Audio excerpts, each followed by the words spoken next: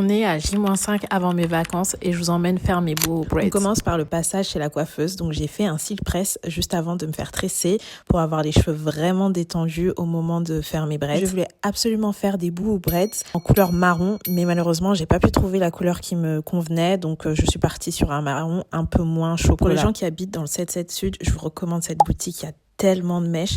Moi, j'avais acheté une partie de mes mèches sur Paris, mais en fait, ils ont exactement les mêmes modèles dans cette boutique qui est située à Savigny.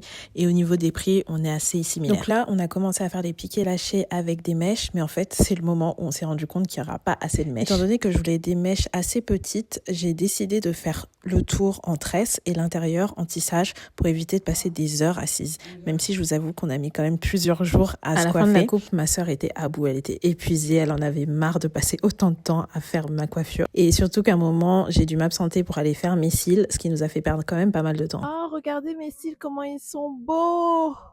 Bref, je vous laisse admirer le résultat final de cette coupe. Franchement, j'adore, ça valait le coup de passer autant de temps assise. Franchement, je kiffe cette coupe. Et dites-moi en commentaire si vous voulez plus de détails sur la coupe, notamment comment on l'a fait, et puis aussi la référence des mèches. Voilà, bisous.